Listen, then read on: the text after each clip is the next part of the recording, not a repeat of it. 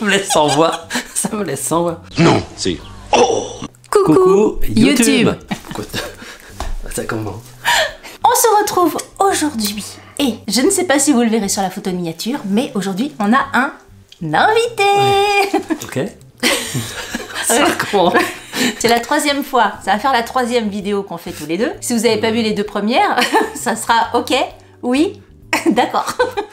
J'ai fait deux. Oui, t'as fait deux, une vidéo mode et une vidéo vidéoprojecteur. Ah oui, ok. Et aujourd'hui, le thème de la vidéo d'aujourd'hui, alors peut-être que vous l'avez pas remarqué, mais c'est le même. Hein. Ne pensez pas que j'ai changé d'homme, c'est exactement le même, sauf que la barbe a poussé. Donc aujourd'hui, on va parler de Rome. Et forcément, il fallait que je demande à Pierrot d'être là, puisque Pierre, c'est j'allais dire un fan de Rome, ça fait un peu... Disons que tu aimes beaucoup ce spiritueux. Oui, c'est ça. Il faut que tu détailles. Comme vous pouvez le voir, on n'a pas du tout préparé... Enfin, je dis ça, j'allais dire on n'a pas du tout préparé cette vidéo. Mais si, puisqu'on a 3 Roms à ranger à vous faire découvrir et à nous faire découvrir à nous parce qu'on n'a rien ouvert. Et on nous a préparé un petit melting pot de questions, une sorte de petit quiz et des petites anecdotes sur le thème du Rhum. Donc nous allons agrémenter ces petites questions et ces petites anecdotes tout au long de cette vidéo. Parce qu'on n'est pas là que pour parler d'alcool, mais aussi pour se cultiver sur la chose. C'est une vidéo instructive, avant tout. Si tu le dis. Avant de commencer quoi que ce soit, petit disclaimer, l'abus d'alcool est dangereux pour la santé. Évidemment, si on boit de l'alcool, il faut boire de l'alcool en toute mesure, en toute... modération, merci. Et que si vous avez moins de 18 ans, bah, pas droit d'alcool. Voilà, c'est une dégustation. C'est ça, c'est une dégustation. Cette vidéo est en collaboration avec la boutique du Rhum. Je les remercie beaucoup pour avoir collaboré avec moi sur cette vidéo, enfin avec nous sur cette vidéo. J'avais déjà collaboré avec eux cet hiver pour un calendrier de l'Avent spécial Rhum que justement j'avais offert à Pierre. Ouais. Et c'est vrai que c'était bien. T'aimais bien avoir ta petite dégustation de rhum tous les jours justement pour apprécier le rhum, ouais, découvrir, apprendre les différents goûts, les différents rhums, les rhums blancs, les rhums épicés, les rhums ambrés. Là on est sur des... on peut le dire? Oui, vas-y, bah oui, mais tu as les reines de cette vidéo autant que moi. Là, c'est des rhums arrangés. Parce que l'été, je crois que les rhums arrangés, ça fait quand même plus été que l'hiver, je trouve. Toi, t'es rhum toute l'année, mais les rhums arrangés. On en a fait au café, on en a fait... Ça, ouais, on essaye d'en faire de temps en temps du rhum arrangé. On en a fait, mais alors les derniers qu'on a fait, franchement, moi, j'ai été incapable de les boire. Parce que trop fort. Toi, t'aimais bien, mais pour moi, trop fort. Moi, j'aime pas l'alcool quand il te brûle le gosier, là. J'apprécie absolument pas. Par contre, lui... Est-ce qu'on tire une petite chose dans mon petit bol avant d'ouvrir la première bouteille? Je te laisse tirer. On sait pas où on va avec... On sait jamais où on va. C'est soit une anecdote, soit un quiz. Mais si c'est le quiz, il faut que ça soit pour moi, parce que tu auras la réponse. Ah. Est-ce que anecdote ou question? Je sais pas. C'est une anecdote. Ah bah vas-y. John Pemberton, l'inventeur du Coca-Cola. Au tout départ, c'était un mélange de sirop de cola et de rhum. Mais en raison de l'interdiction de l'alcool en 1886 à Atlanta, le rhum a été remplacé par de l'eau gazeuse. Et donc c'est devenu le Coca tel qu'on le connaît actuellement. Mais à la base, le Coca, c'était avec du cola et du rhum. Bon ben voilà, tu le savais? Non. Non. Voilà, ça c'est de la vidéo, je peux vous dire. Ça c'est de la préparation. Vas-y, prends ça. Donne du rhum à ton homme. Ça, c'est de qui ça? De quoi? Donne du rhum à ton homme? Oui. Je sais pas. Ah, anecdote. Alors c'est qui donne du rhum à ton homme? Georges Moustaki. Ah bon? Ah oui. Donne du rhum à ton homme, du miel et du tabac. Donne du rhum à ton homme, du miel et du tabac. Et tu verras comment il t'aimera. Mais tu verras comme il t'aimera.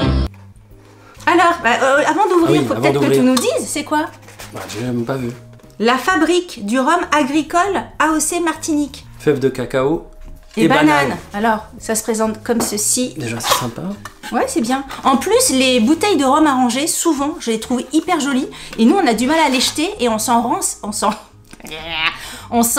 sert à nouveau, de nouveau, pour justement faire nos propres rhums arrangés à nous. Alors là, on a une bouteille qui se trouve comme ceci.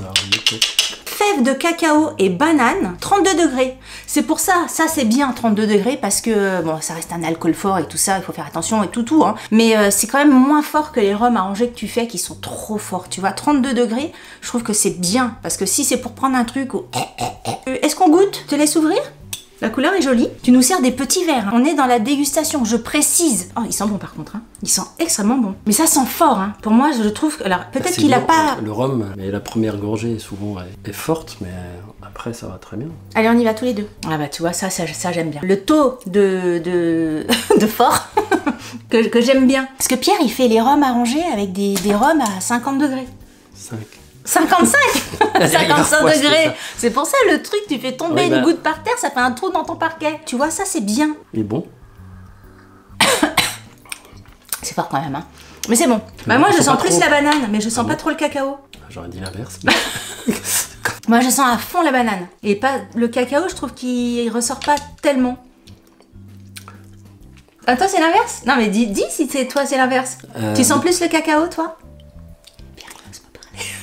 C'est bon, j'aime bien. À la fin, il y a quand même le goût de cacao sur la fin. Ah ouais. Allez, je tire mon petit papier. Question ou anecdote? Pierre, il a pas envie que je pose des questions. Ça, c'est une anecdote sur Ernest Hemingway, qui était un grand amateur de rhum et qui avait sa propre recette de cocktail préférée, qui s'appelait le Papa Doble. C'était une boisson avec du rhum blanc, du jus de pamplemousse, du jus de lime, du sirop de sucre et de la glace. Et maintenant, quand vous allez dans un bar ou dans un lieu, vous pouvez demander un Papa Doble. D'accord. Voilà. Je connais pas, on essayera. Bon. Peut-être. Ah, il garde mon petit papier pour essayer. Parfait, garde le petit papier pour essayer. Citron, Ouais, ça doit être bon. Ouais. On refait une question. Allez, tire. Tiens, si c'est... Alors, il s'en fout en plus, parce que si c'est la question, c'est moi qui tombe dessus, quoi. Quel pays est célèbre pour sa production de rhum agricole fabriqué à partir de jus de canne à sucre frais? La Jamaïque, Ouais, là-bas, la ils boivent... Barbade, Ah, la Martinique. là-bas Au aussi, ils Cuba. boivent du rhum. Cuba aussi, ils boivent du rhum. Ben, ils boivent du rhum partout, à base de canne. C'est quoi la spécificité? Canne à sucre frais. Canne à sucre. Jus de canne à sucre frais. Du jus de canne à sucre frais. Je vais dire la Jamaïque. Parce que, je sais pas, la Jamaïque... Jamaïque, Rastaman, Vibration, Dante Ramatunam. Non, c'est pas La ça. Martinique. Ah, c'est vrai, bah, la Martinique aussi, ça marche. Ouais. Bon, c'était la Martinique. Moi, je dis qu'on retire. Note. Toi, t'as envie de boire. Je le connais. Regarde la bouteille, la prochaine. Non. On va retirer, c'est moi qui tire. Moi aussi, j'ai envie de te poser des... J'ai envie de tomber sur un quiz. Alors, quel est le principal ingrédient utilisé dans la fabrication du rhum? A. La mélasse. B. Le blé. C. Le maïs. D. La pomme de terre. Par Pas la pomme de terre. Mais non. Je dis pas la pomme de terre. Ah oui, pas la pomme de terre. J'ai cru que tu me disais la pomme de terre. Mais là, je vois pas ce que c'est. Alors c'était la mélasse, hein, la réponse. Le Il faut que maïs. cette vidéo soit instructive. La mélasse est une poudre compacte ou mélangée à de l'eau, une mixture résultant du raffinage du sucre Ah, voilà, extrait ça. de la betterave sucrière ou de la canne à sucre. Et donc le rhum est une boisson fabriquée à partir de la fermentation et de la distillation de la mélasse ou du jus de canne à sucre. Voilà! Allez, ouvre la seconde petite bouteille. Tout à l'heure, je vous disais que les bouteilles étaient jolies. Regardez. Je sais même pas ce qu'il y a dedans. Enfin, si, c'est de la passion, ça. On voit qu'il y a les petites graines de passion à l'intérieur. Donc ça, c'est passion vanille. Super bon. Ce que je vous disais tout à l'heure, c'est que quand je vous disais que les bouteilles étaient super belles, c'est que je trouve que c'est aussi une super idée cadeau. Nous, ça nous arrive souvent quand on va chez des potes. Tu sais pas quoi offrir? Nous, on a que des amis qui aiment bien le rhum. T'offres une bouteille de rhum arrangé, ça fait toujours plaisir parce que comme il y a plein de rhum arrangés différents, t'as plein de goûts différents, ça te permet de varier et tout ça. Et c'est beau, les bouteilles sont belles, les couleurs sont plutôt jolies à chaque fois. Parce que ça, c'est 29 degrés, tu vois, Oui, 29 degrés. C'est moins fort que l'autre. Là, à l'intérieur, il y a du rhum agricole de Guadeloupe, du fruit de la passion, de la vanille quoi? Tahitensis? Je sais pas ce que c'est la vanille Tahitensis. Je sais pas. Le nom du produit c'est aromatique et c'est toujours fabrique artisanale. La bouteille est belle. Ouais, c'est sympa. La couleur est belle. Et il y a le bâton de vanille dedans. Pendant que tu vas ouvrir la bouteille, je vais aller regarder ce que c'est que la vanille, je sais plus quoi là. Tahitensis. C'est une espèce d'orchidée qui produit de la vanille à Tahiti. C'est une orchidée la vanille? On apprend des trucs quand même. Non mais je savais pas que la vanille c'était Ça venait d'une fleur de l'orchidée. Si, tu savais quoi? Pourquoi il se fout de ma gueule hein? Tu savais? Ah non. Ah bah pourquoi tu ris? Mais non, mais c'est le truc, on va prendre des trucs, bienvenue sur la chaîne culture. Alors... Mais non mais t'es bête. Il se fout de ma gueule. Bah, est-ce que vous le saviez? La vanille. La vanille, c'est une espèce d'orchidée.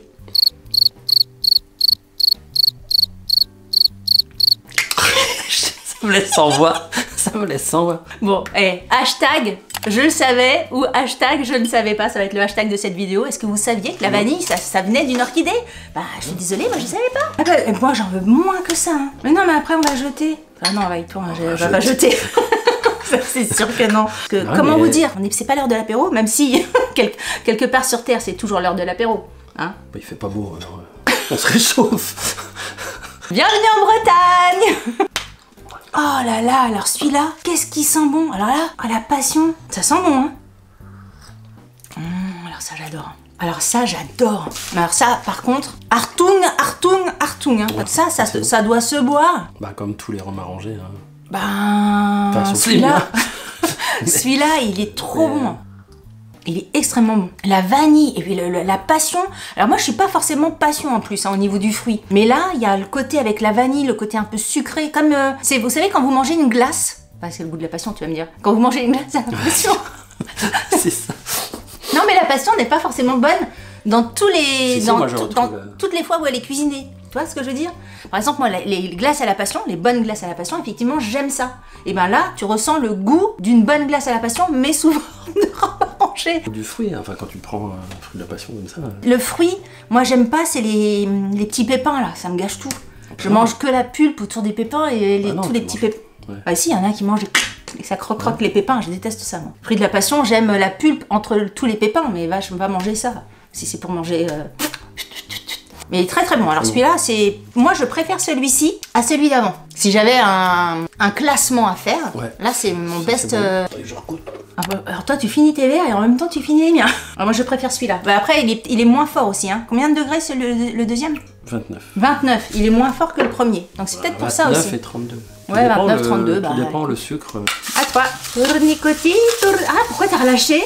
Bah, j'en avais 2. Ouais, c'est ça, ouais. Question ou anecdote? Anecdote. Anecdote. Mark Twain. Celui qui a... C'est marqué dessus, hein, c'est pas que je le savais pas. Celui qui a écrit les aventures de Tom Sawyer. Tu te rappelles de la chanson de Tom Sawyer? Tom Sawyer, c'est l'Amérique. Après, les gens, ils vont se dire, non, toi, ils sont déjà pompettes, alors que pas du tout, hein, on est tout le temps Donc comme ça. C'est un grand amateur de rhum. Il a même dit un jour, le rhum est le bon sens des femmes en bouteille. Le rhum est le bon sens des femmes en bouteille. C'était une anecdote comme une autre, hein. Il faut trouver des anecdotes. C'est pas forcément évident de trouver des trucs sur le rhum. Allez, c'est à moi. Alors, quel est le rhum le plus cher du monde? Alors, je peux te dire, c'est pas ça la question. Le rhum le plus cher du monde, c'est le Legacy de la marque Wray & Newfie. Une bouteille de Legacy s'est vendue aux enchères pour combien? A. 10 000 $, B. 25 000 $, C. 75 000 $ ou D. 150 000 $. 75. 75 000 $. Ouais. Tu le savais? Ce qui équivaut à 68 703,75 €. Donne du rhum à ton homme. Bah, c'est comme le vin. Oui. Voilà. Bon monsieur. Ce que je veux dire, s'il y en a qui peuvent. Allez. Ça fait cher. Un autre? Ouais, un autre. Anecdote ou quiz? Question. Quelle est l'origine du mot rhum? C'est un quiz, ça. Je ne sais pas en fait. Il y a A, B, C, D. Hein? Non. Bah. C'est une anecdote. Ton anecdote, d'où vient le mot rhum? Est-ce que vous savez d'où... Voilà, parce que c'est des questions. D'où vient le mot rhum? Tu peux expliquer, toi, avec ta voix claire et... Alors, ça vient du mot anglais, rumbellion, qui signifie tumulte ou bagarre. Il fait référence à l'effet enivrant du rhum sur les marins. Bah oui. Voilà. Bon, bah je savais pas. Rumbellion. Rumbellion. Si ça se dit comme ça, je ne sais pas. Je mettrai le mot ici. Voilà. On garde, il me reste trois petits papiers, on les garde pour la fin de la vidéo et on regarde la troisième bouteille. Oh, elle est belle aussi celle-ci. Oh, cannelé. Des cannelés de Bordeaux. Elle est belle cette bouteille. Alors ça c'est Mama, c'est ça le nom du... Comment c'est le nom? Mama Sama. Cannelé de Bordeaux, douce France. Ah oui, mais il y a carrément des gros cannelés à l'intérieur. Ouais. Regardez, il y a des gros cannelés dedans. Putain, mais on va avoir envie de les manger les cannelés en fait. Ça va être dur à sortir hein, par le goulot, mais... C'est dommage, parce que là ils sont bien abîmés comme un... Qu'est-ce que je fais là? T'aimes bien? Baba au rhum. Des babas au rhum. Eh ben, nickel. Putain, Elle est belle la bouteille. C'est original, en tout cas. 32 degrés. Et qu'est-ce qui marque derrière? Du Sirop rhum de sucre. agricole de Guadeloupe, de la distillerie Bellevue à Marie-Galante, sirop de sucre roux et cannelé de Bordeaux. C'est trop bien. On était sur les fruits. Ah ouais, c'est vrai, on a 2 bouteilles fruits et une bouteille un peu gâteau. Ça, je pense que je vais bien aimer aussi. Les cannelés, ils en prennent de la place aussi dans la bouteille. Hein. Donc en fait, t'achètes 75 centilitres de rhum, mais... Elle est rangée, c'est ça. Oui, ça va, je plaisantais. Il faudrait presque que la bouteille soit avec un goulot un peu plus ouvert pour pouvoir, après, une fois que t'as bu ton rhum, arrangé, pouvoir manger tes... Peut-être que c'est immangeable, tu vas me dire. Peut-être que c'est trop fort, j'en sais rien. Ça doit être bon quand même. Les cannelés... Je sais pas. Bah là, ça sent, pour moi, ça sent le rhum. Je sens pas le gâteau ou je sens pas une odeur de spécifique de pâtisserie ou. Let's go. Ouais. C'est très bon. Je sens pense pas au de cannelé, goût mais- de cannelé ou. Mais il est bon, hein. Il fait plus fort que le deuxième, je sais pas ce que t'en penses. Il fait que c'est- combien de degrés? 32. Toi, tu le trouves pas? Tu dis rien, mais moi je... Non, je le trouve bon. Le plus fort, j'ai l'impression que c'est le premier. Mais est-ce que c'est parce que c'est le premier qu'on a goûté et que 32. là, après la bouche s'est bah habituée? T'as un reste du premier, toi? Ah non, alors je vous valide. Ah, le premier il est trop fort. Le premier est trop fort pour moi. Alors je dis vraiment, c'est dans mes goûts. Hein. Le premier est trop fort pour moi. Après, si vous aimez le rhum et tout ça, enfin moi j'aime bien le rhum, hein, mais j'aime bien le rhum plus doux, plus sucré. Et le deuxième et le troisième, pour moi c'est nickel, avec ma préférence pour le deuxième. C'est très bon, c'est bon. Est-ce que t'as un rhum préféré des trois, toi? Moi je le dis pendant qu'il réfléchit parce que... Attendez. Hein, moi c'est celui-ci. Franchement, ça c'est bonheur. Bonheur en bouteille. Il est trop bon. Petit goût de vanille et énorme goût de passion, mais un bon goût de passion. Pas trop fort. Ça se boit, alors j'allais dire comme du lait, mais alors, faites gaffe. Hein, quand je dis comme du lait, justement, ça peut être traître, donc faut faire attention. Mais vraiment, franchement, moi c'est mon préféré. J'adore celui-ci. Ouais, il est bon, mais j'aime bien aussi le dernier. Toi tu préfères le dernier? Aussi, oui. Moins sucré peut-être aussi. Bah, je trouve que, ouais, en bouche, il fait plus fort. Mais je trouve bizarre que toi, tu... Ah, trouves que je c'est trouve premier, le mais- premier beaucoup plus fort que le deuxième, que le troisième. Mais non, il est bon, c'est bon. Très bien. Ah, c'était à toi de tirer. Non, je sais pas. Ah bah d'accord. Allez, Ah, c'est une question. question. Quel célèbre cocktail est traditionnellement préparé avec du rhum, Ouais. du jus citron vert, Oui. du sucre Oui. et de la menthe? Bah Morito. Morito, pina colada, daiquiri ou Mai Tai? Morito. Il me reste 2 petits papiers.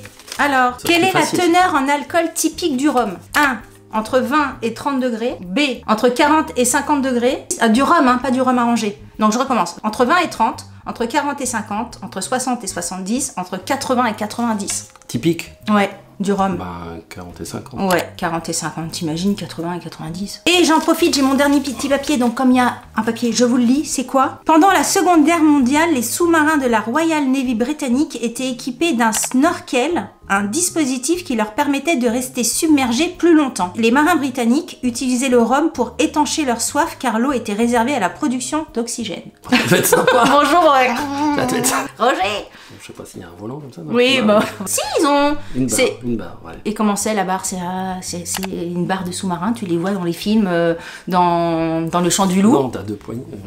Il a pas un truc comme ça pour Faire les créneaux. faire les créneaux, c'est pas ça? Bref, écoutez. Ouais, c'est vrai. Bah oui, c'est vrai. Bah en tout cas, après, c'est vrai, c'est des trucs à trouver sur internet. hein. Donc, bon. Étancher leur soif, c'est que putain, quand t'as soif, c'est que t'as soif quand même. En Rome, c'est sympa. Bon, T'étais marin, toi, alors? On a terminé avec cette vidéo, on a fait les petites questions et on a dégusté ces 3 rhums arrangés. Franchement, super. De toute façon, je vous mettrai tous les liens en barre d'infos des rhums que l'on a goûtés. Si vous voulez découvrir, il m'embête. Si vous voulez découvrir d'autres rhums arrangés ou d'autres rhums tout court, sachez que sur la boutique du rhum, vous avez 1200 rhums différents. Non, pas de rhum arrangé, de rhum, Ah de 1200 rhums différents, de plus de 130 marques différentes. Donc vraiment, ça s'appelle pas la boutique du rhum pour rien. Si vous avez aimé cette vidéo, bah n'oubliez pas de la liker. si vous n'avez pas aimé cette vidéo, Likez-la quand même, ça vous fera les pied. Ouais. Si vous n'êtes pas abonné à ma chaîne, je vous invite. Bah, de vous abonner. non, abonnez. Sur ce, je vous dis à très bientôt pour une prochaine vidéo. Je vous embrasse très fort. Toi aussi? Oui. Salut, bye bye. Skål. Skål. Salut, bye bye. Ciao.